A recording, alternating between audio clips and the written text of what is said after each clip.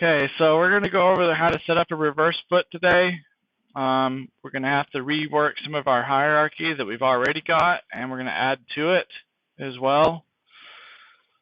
And what a reverse foot is it allows a character to roll his foot on the ground as if he was walking.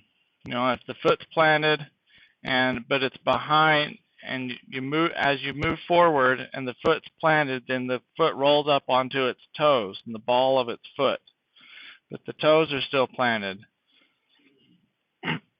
Where if the foot's in front of you and you're just barely planting it because you're just stepping on that foot, then the heel is down, and then it rolls into placing your foot flat on the floor as it comes to the center of your mass, the center of your weight, or as it takes on the weight of your body in a walk. And then again, when it goes behind you, it rolls up onto the ball and your toes of your foot. So we're going to get that simulated here with our duck or our swan.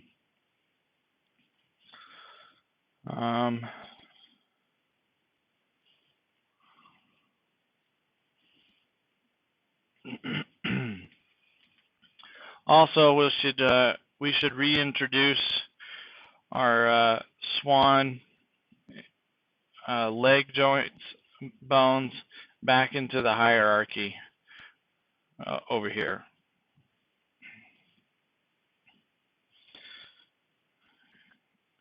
Okay, so first things first, we're going to need a way to control the entire foot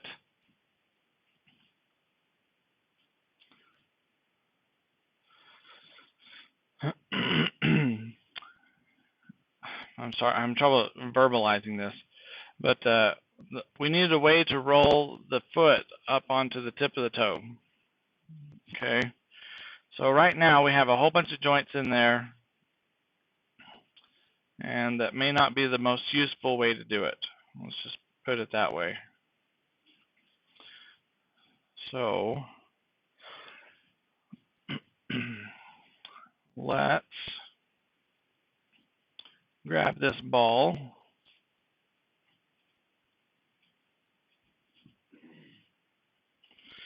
And right now we've got an IK that goes from the ankle to the ball, but we need another IK that goes from the ball. I'm trying to think about this, but at least to the tip. And we maybe could use 2 more IKs to get an even nicer effect. This might be kind of interesting to do. So we could have one come straight down the center of the toe to maybe the second toe joint. Maybe we'll add that in later. Okay, so basically I'm going to duplicate this ball joint, delete all of its children except for, well, I'm going to delete the inside and outside toe joints. I'm going to delete all this extra IK handle stuff that I had created in my other hierarchy that I don't need. And I don't really need all of these joints. I just need probably this one. That way I can have an IK that goes from the ball here to this joint. So I'll delete this one. Then I'll reparent this one to my duplicate ball joint. Then I can delete these. Okay, so now I've got this joint structure. Now, let me see.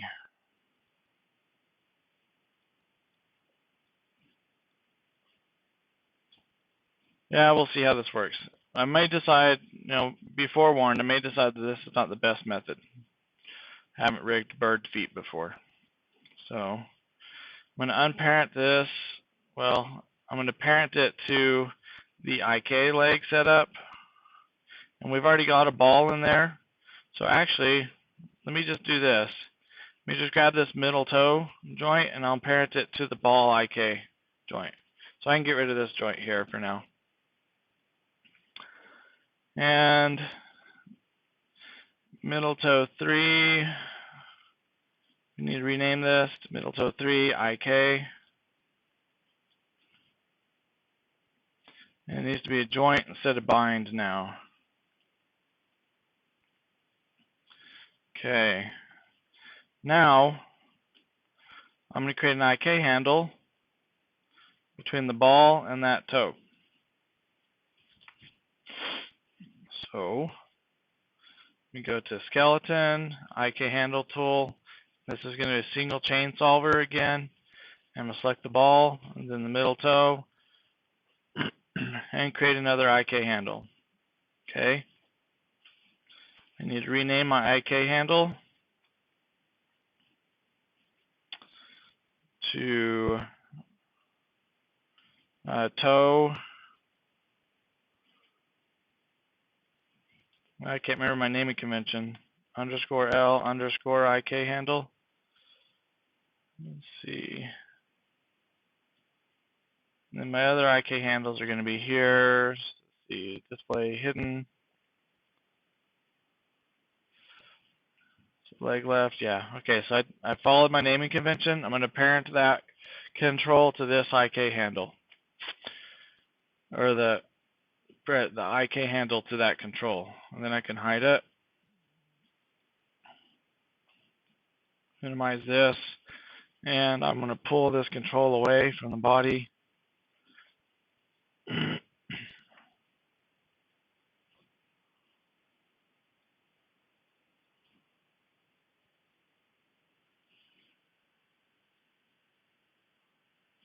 Yeah, so that seems to be working pretty good. Okay, we undo that movement. Now we need to be able to roll this foot and the leg. So here's where we get into our hierarchy. Now, I'm going to deselect everything, and yeah, maybe I'll use the locators. So let me create a locator.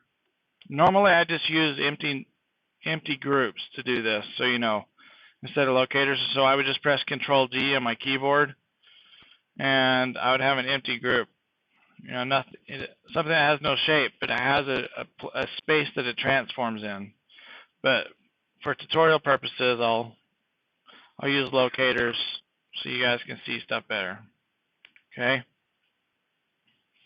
Now, I'm going to set this up first of all as if it were on a human leg. Okay, and I think that they work very similar, so this shouldn't be too big of a difference. I may not have to tweak it at all, but we might. So I've got this locator, and I'm going to call this my ankle loc. I like to shorten locator usually to LOC, and ankle _L _loc. Okay. Then I'm going to duplicate this, and I'm going to make one for the ball of the foot. So you relabel this one.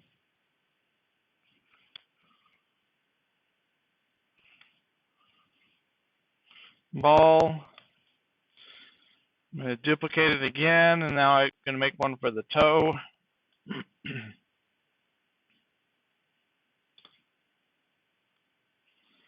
And I'm going to place one of these at each of the locations where I feel like I need this foot to be able to kind of roll around. So, and I'll put them, you know, like the ankle one's going to pop to the ankle joint and so on and so forth. So I'm going to hide my mesh for now. And because I need to make sure I snap this exactly to the joint. So I'm going to hold down V with my move tools activated, and snap the ankle loc to the